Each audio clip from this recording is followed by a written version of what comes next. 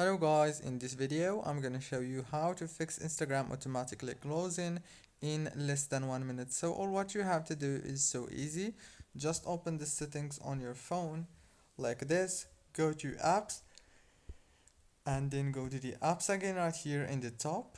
And here on this page all what you have to do is so simple. Just search for Instagram and when you find it, click on it.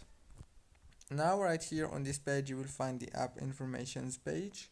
Click here on force stop. When you click on it, it will stop your Instagram app from running.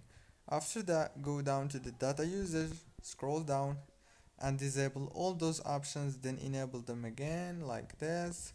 Click on the storage, click on clear data, go back.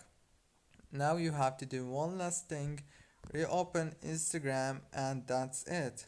Don't forget to like and subscribe, and thank you so much for watching the video until the end.